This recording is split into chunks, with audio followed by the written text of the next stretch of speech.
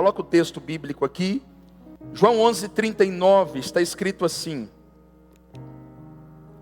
Depois dos 30, me falaram que tem que usar óculos, então estou usando, né, gente? Glória a Deus. E disse Jesus, quem está falando? E disse, mais forte, disse, tirai a pedra. Marta, irmã do defunto, disse-lhe, Senhor, já cheira mal, porque já é de 4 dias. O tema da palavra que eu quero liberar sobre a tua vida, algo que Deus plantou no meu espírito, coloca o tema por gentileza.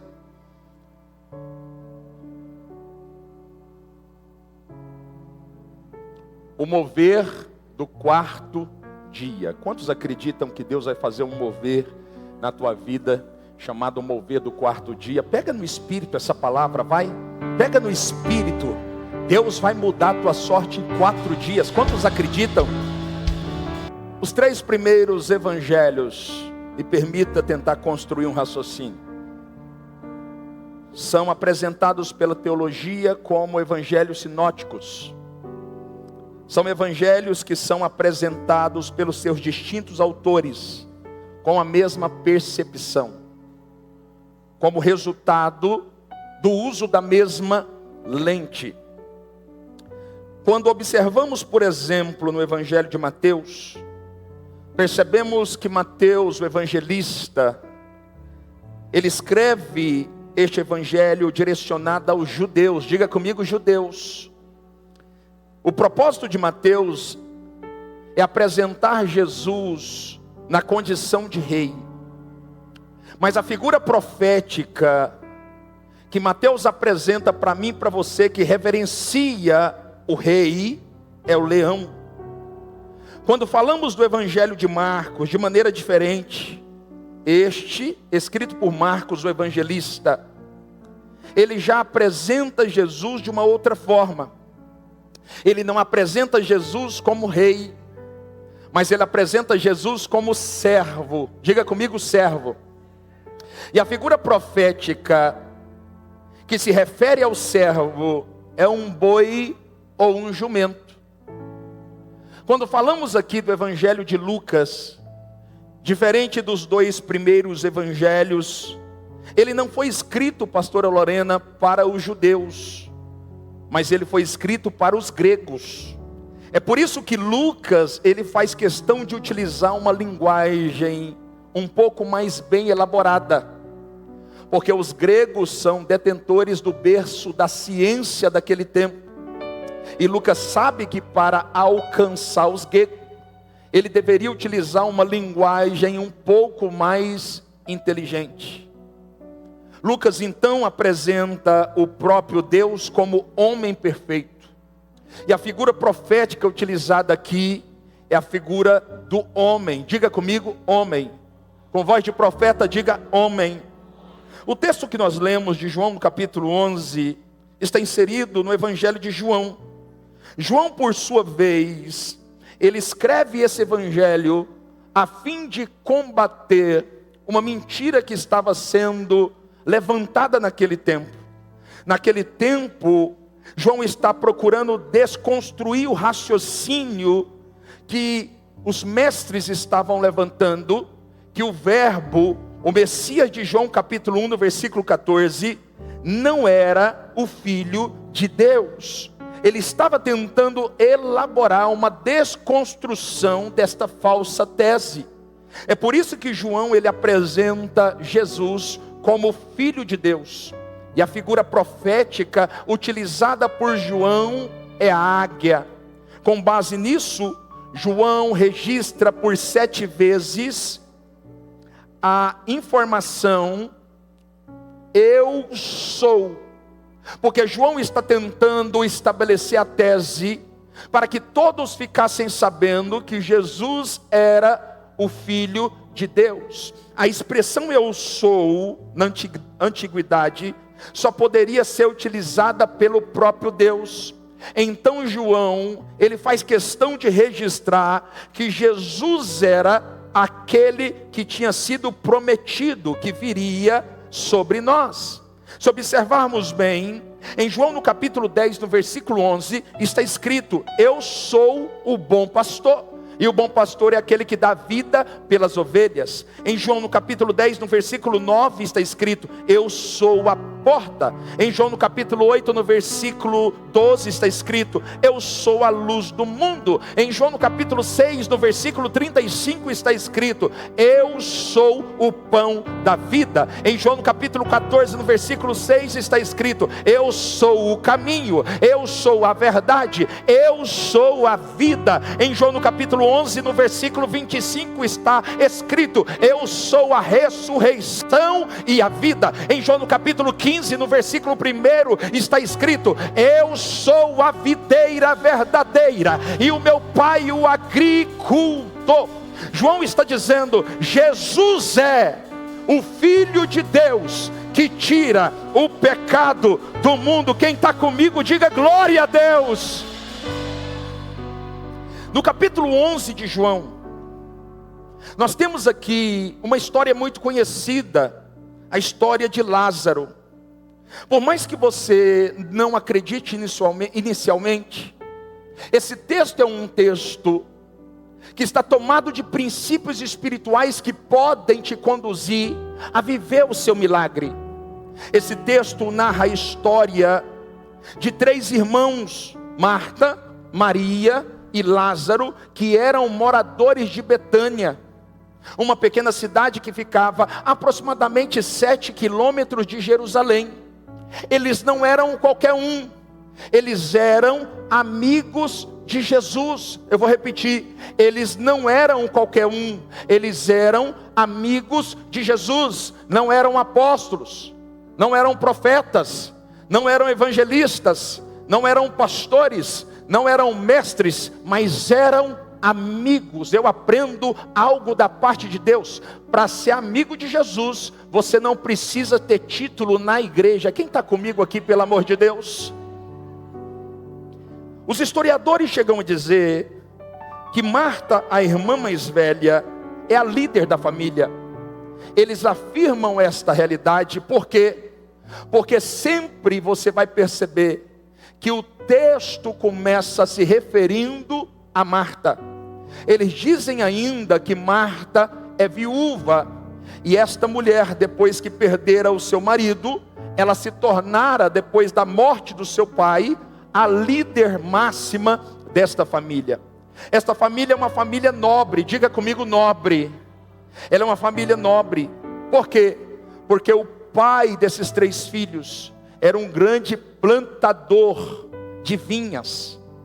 Ele tinha ali uma grande plantação, e ele fornecia azeite para toda aquela circunvizinhança. Não era apenas uma família comum, era uma família abastada. 2 princípios eu aprendo inicialmente com esse texto. Em João no capítulo 11, no versículo 3, está escrito: Senhor, eis que está enfermo aquele que tu amas. O primeiro princípio que eu aprendo com esse texto, que mesmo eu sendo amado de Deus, eu também enfrento problemas. Esse homem era amado de Deus. Você também é amado de Deus. A Bíblia diz em João 11:35, e Jesus chorou. Jesus chora quando ele perde a vida. Lázaro morreu, e a Bíblia diz que as lágrimas desceram aos olhos de Jesus.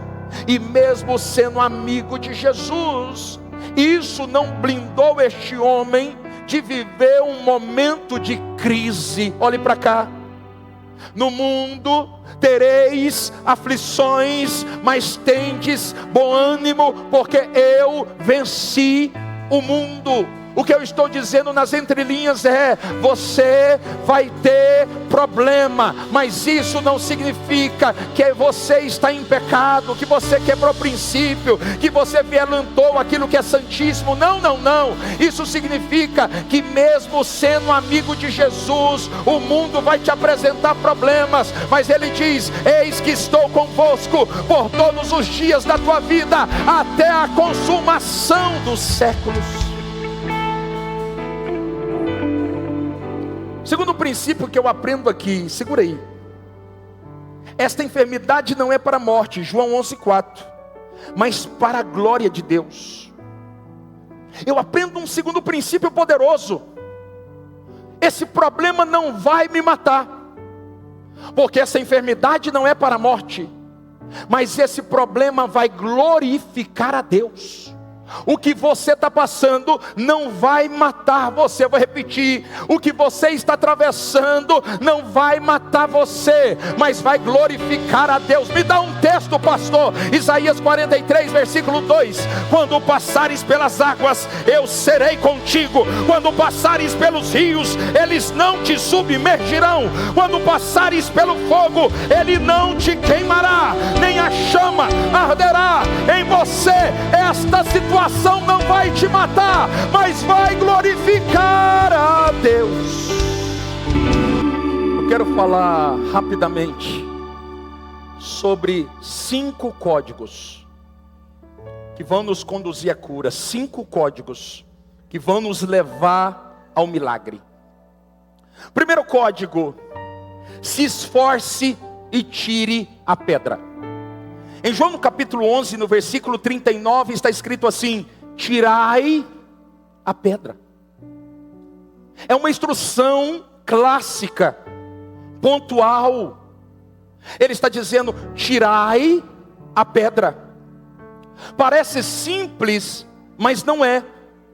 Porque tem gente que há muitos anos está esperando Deus fazer o que Deus jamais vai fazer. Parece algo, uma tarefa comum, mas ela exige discernimento. Diga comigo: discernimento. Não entendeu? Eu vou colocar a legenda. Tem pedra que Deus tira, mas tem pedra que é que você que tem que remover.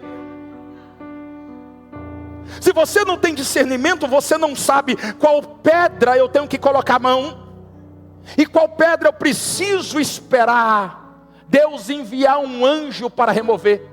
Escute, Jesus foi sacrificado como cordeiro sem defeito.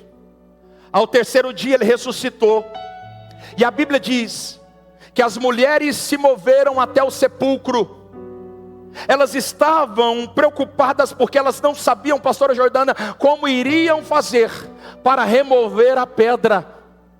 Mas a Bíblia diz que um anjo foi enviado da parte de Deus, e quando elas chegaram lá, a pedra fora removida. Porque tem pedra que você remove, mas tem pedra que o anjo remove para você.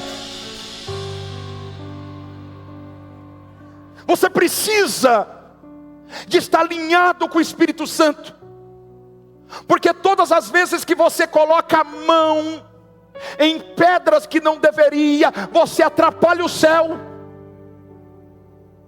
Você não pode colocar a mão na pedra sem consultar a Deus, porque se pedra que está no teu caminho tiver o teu toque, quando deveria ter o toque do anjo, isso vai acabar mal. Quem está me entendendo aqui?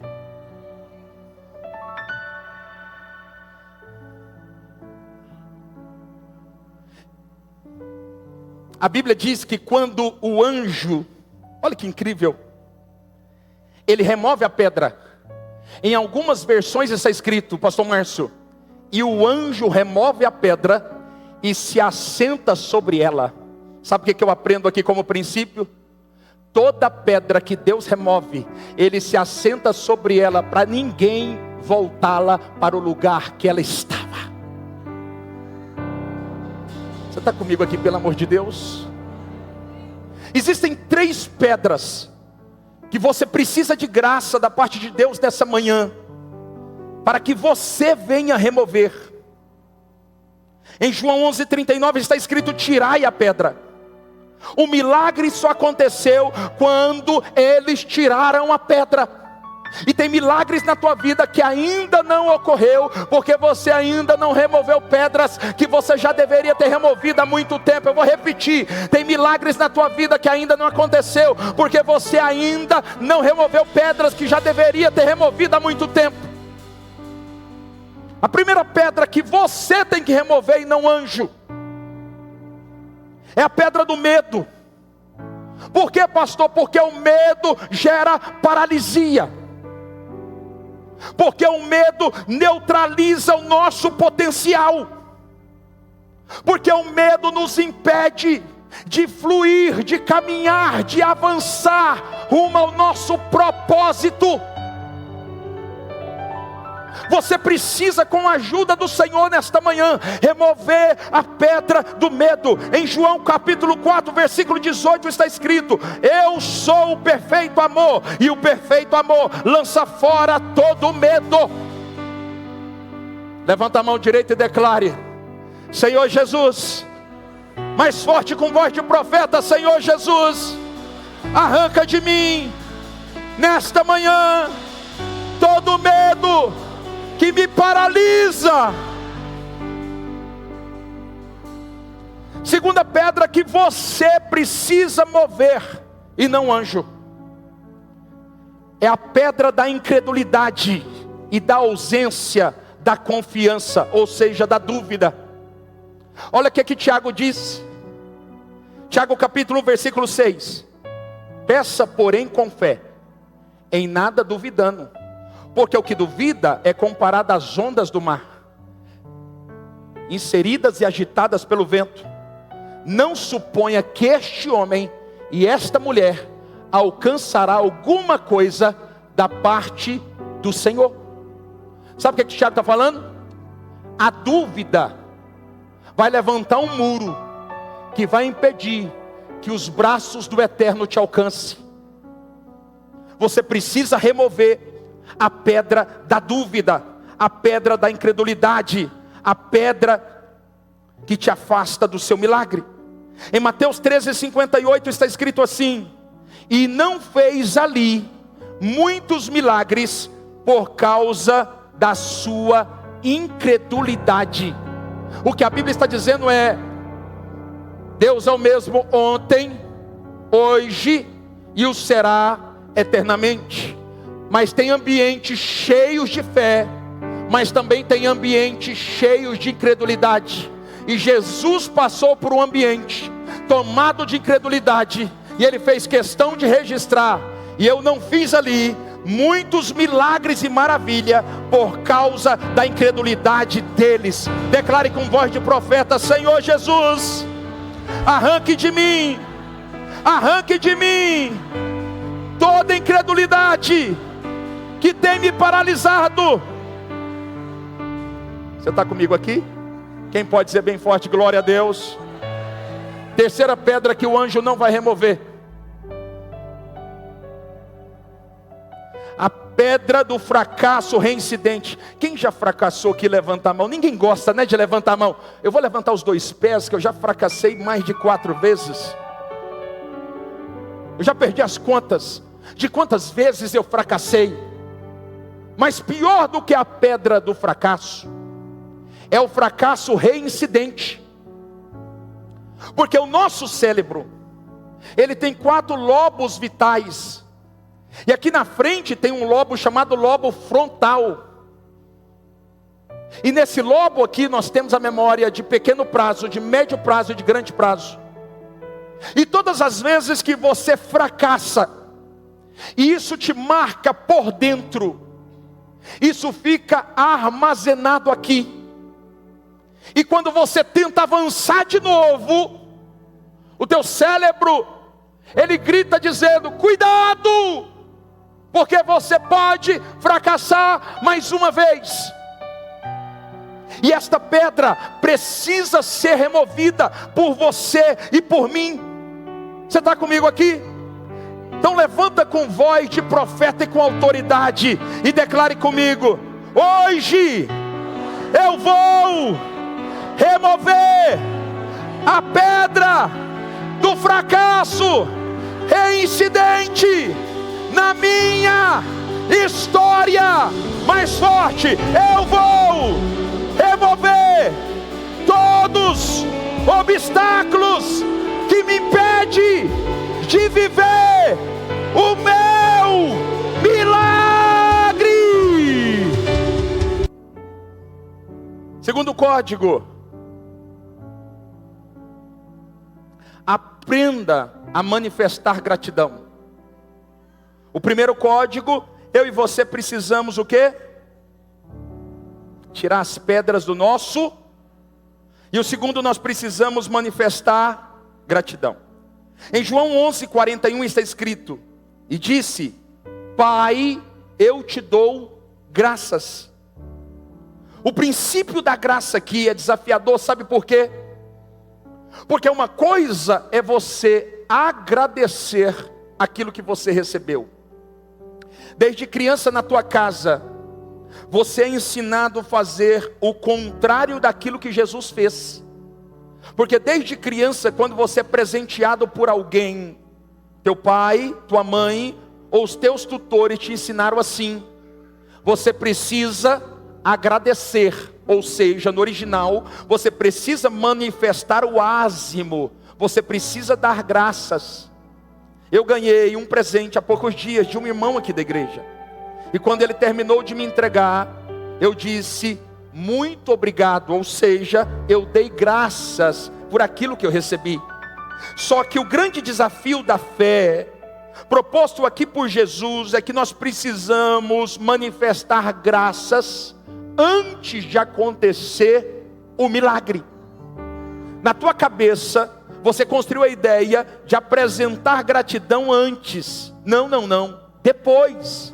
Jesus está te ofertando um outro pensamento, dizendo: a partir de agora, se você quiser viver milagres, você vai precisar agradecer antes de ver o milagre acontecer. Duas coisas Paulo nos ensina sobre isso. Primeiro, 2 Coríntios 4:13, temos portanto o mesmo espírito de fé. Paulo está dizendo: a fé não é um sentimento que precisa ver. A fé é um espírito. E na nossa mentalidade, nós construímos uma fé fundamentada naquilo que está diante dos nossos olhos. Só que a fé proposta por Paulo é uma fé espiritual. É a fé que eu me movo, não por aquilo que está diante dos meus olhos, mas por aquilo que eu ouvi. E Paulo está dizendo: temos portanto o mesmo espírito de fé. Eu criei. Ele não está dizendo eu vi. O nosso problema é que nós queremos ver para poder falar. E Paulo está dizendo: você vai ter que falar se você quiser ver. O princípio é desafiador. Graça, de acordo com o pensamento de Paulo, é crer ao ponto de agradecer antes de acontecer. Eu vou repetir. Graça, de acordo com a ótica de Paulo, é crer ao ponto de agradecer antes de acontecer. Paulo agora escrevendo aos Romanos, não aos Coríntios, no capítulo 4, no versículo 17, Paulo diz assim: e Deus é aquele que chama à existência as coisas que não existem. Eu não sei como anda a tua realidade. Eu não sei o que você tem atravessado. Eu não sei como tem sido a sua segunda-feira. Mas uma coisa eu sei: Deus é aquele que chama a existência das coisas que não existem. E Paulo está dizendo: você quer que Deus chame a existência aquilo que não existe na sua história? Então aprenda uma verdade: é necessário exercer gratidão antes de ver o milagre. Você está comigo aqui? Fé é a certeza no meio da incerteza. Quem tem certeza sobre a sua semana, levanta a mão, não se envergonhe. Paulo está dizendo, preste atenção no que Hebreu disse: fé é a certeza no meio da incerteza. O pau está quebrando, ai, ai, ai, a situação está tensa, eu não sei o que eu vou fazer. Mas Paulo está dizendo: quem disse que você tem que ficar procurando resolver problemas? Você precisa acreditar na profecia, na palavra que foi liberada sobre você. Fé é a certeza no meio da incerteza. Fé é pisar sem chão. Fé é crer para ver e viver o sobrenatural. Você está comigo aqui bem forte? Diga glória a Deus.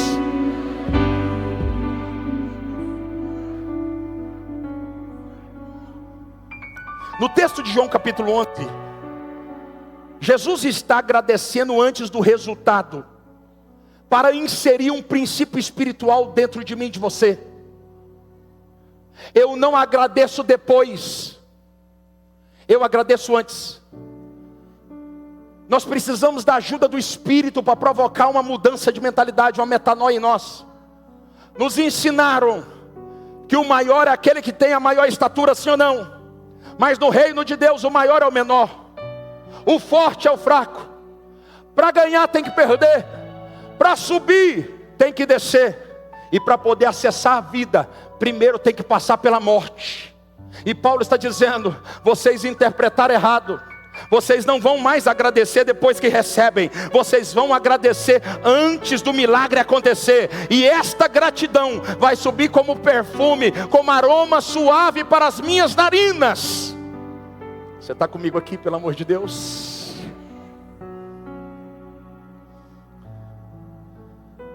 Jesus estava agradecendo diante de um sepulcro fechado.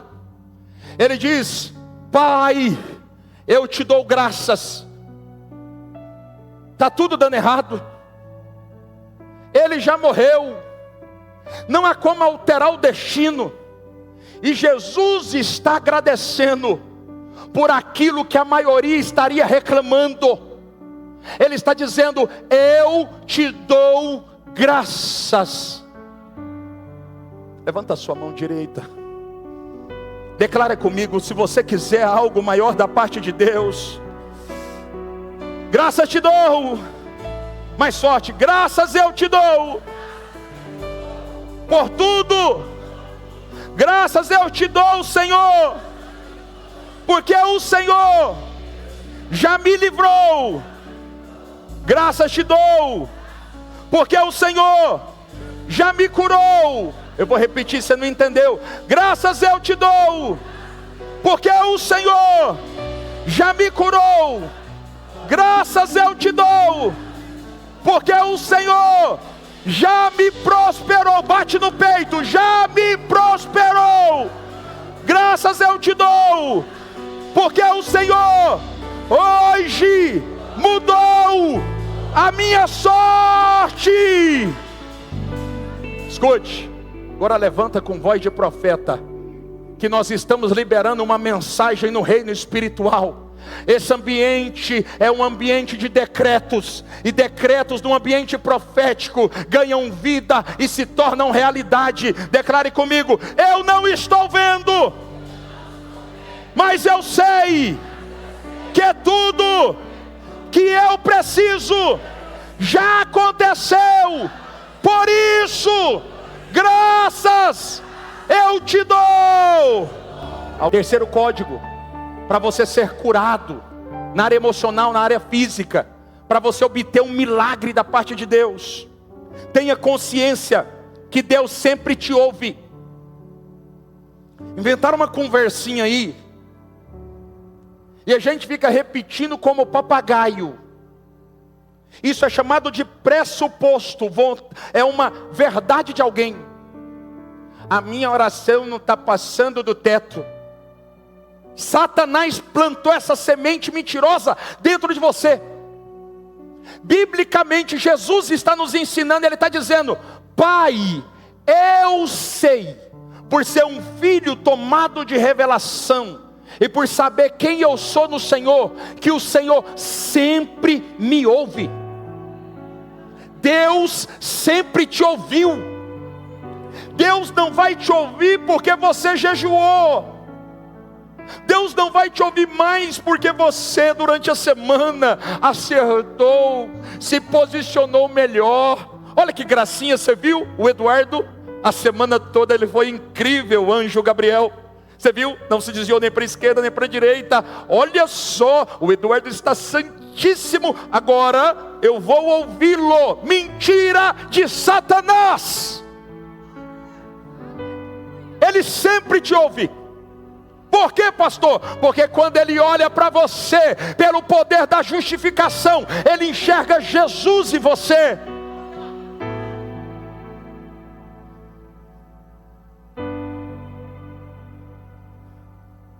O problema é que você muda de oração todo dia.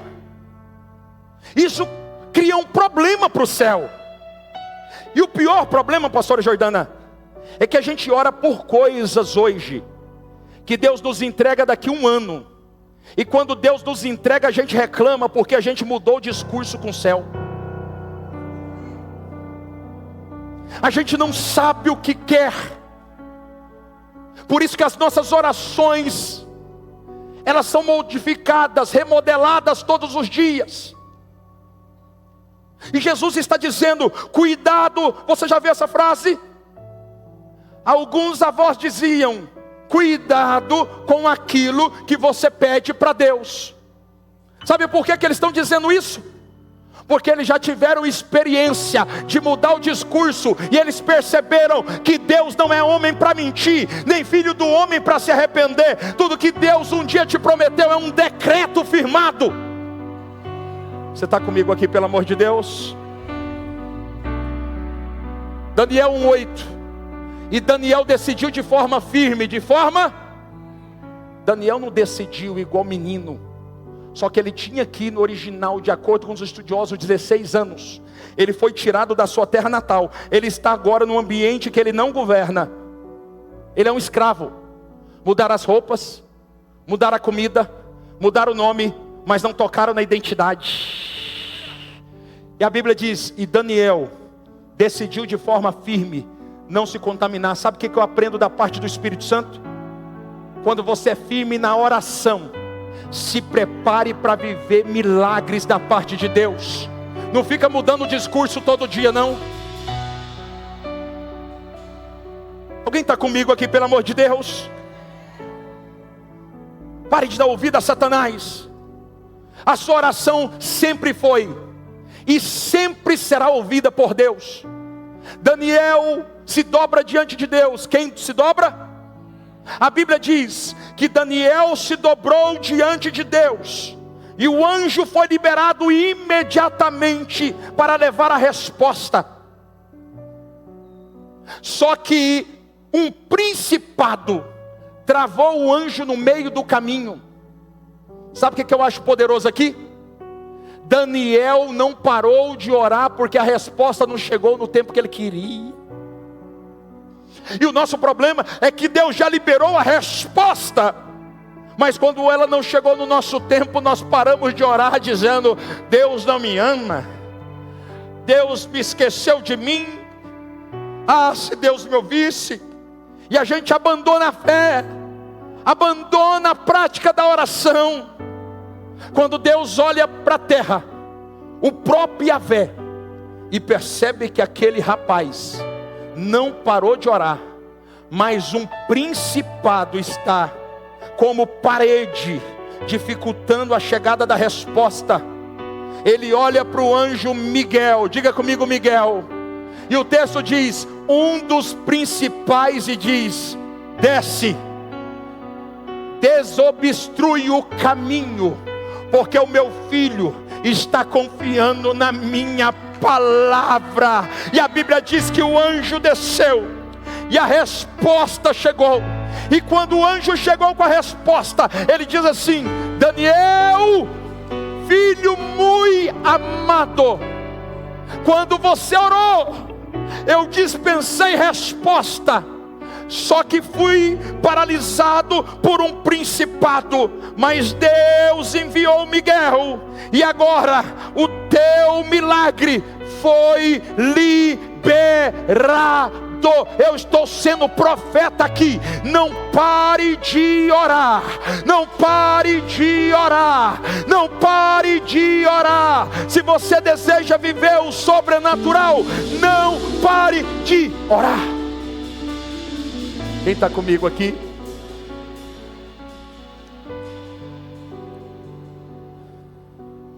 Por mais que pareça contrário, Deus sempre me ouviu, Deus sempre me ouve, Deus sempre me ouvirá.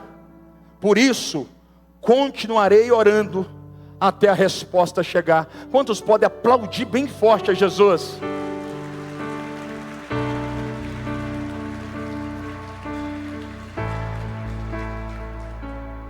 Você me dá mais 5 minutos para me terminar, sim ou não? Escute, presta atenção, vou falar apenas mais um. Quarto código para mim viver milagres. Enquanto eu estou pregando, como disse o salmista, Deus está curando por intermédio da tua palavra. Vai recebendo, vai. Enquanto eu estou pregando, como disse o salmista Davi, Deus está curando por intermédio da tua palavra. Receba da parte do Senhor cura física, cura emocional.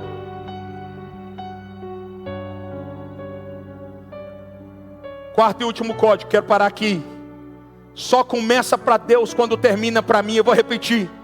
Só começa para Deus quando termina para mim. Não entendeu, né? Lucas 1,37. Porque para Deus nada é.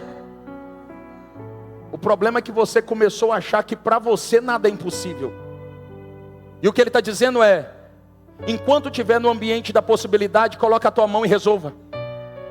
Mas quando sair do ambiente da possibilidade e entrar no ambiente da impossibilidade, deixa comigo, que eu vou resolver para você. Sabe o que é que Salomão disse no final da sua história? O homem mais sábio de todos os tempos. Eclesiastes, o livro da sua velhice, capítulo 7, versículo 8. O teu final é melhor do que o teu começo. O problema é que você não para de olhar para o meio. E ele está dizendo: o que vai acontecer no final já está profetizado. O teu final vai ser extraordinário. E eu quero ser profeta na tua vida. Não se preocupe, porque Deus visitou o teu final, e o teu final será extraordinário. Pega, não se preocupe, porque Deus visitou o teu final, e o teu final será extraordinário. Levante as suas mãos. Escute, termina aqui. O problema, guarde isso aqui, é que a gente prefere Lázaro na UTI do que no túmulo. Eu e você, a gente prefere Lázaro na UTI do que no túmulo. Resumindo, nós queremos Lázaro dentro de um contexto que a gente consiga colocar a mão. Nós queremos Lázaro na UTI que aponta para realidades que já deveriam ter morrido em sua vida e sepultadas, mas continuam vivas por intermédio de aparelhos, ou seja, da força do braço. Manter Lázaro na UTI fala de algo que você já deveria ter deixado ir, e você está segurando com as mãos. Nós preferimos Lázaro sendo sustentado pela dor, pelo esforço, pelo choro, do que deixar Lázaro morrer. Deixa eu dizer algo para você. Enquanto alguns Lázaros não forem liberados da UTI para irem para o sepulcro, não serão ressuscitados, porque tem Lázaros que Deus não quer curar, Deus quer ressuscitar. Você está comigo aqui? Fica de pé em nome de Jesus e aplauda o Senhor bem forte, vai. Tem Lázaros que Deus não vai curar na UTI, sabe por quê? Porque a UTI representa a força do nosso braço. Tem Lázaros que você está sustentando há muitos anos, e o Espírito está gritando, dizendo: deixe ir. Por que que Deus não vai permitir que ele seja curado na UTI?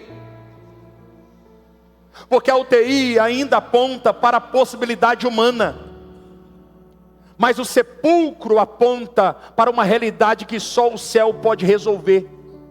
De acordo com a cultura judaica, guarde isso aqui, eu termino aqui. Sabe o que acontece?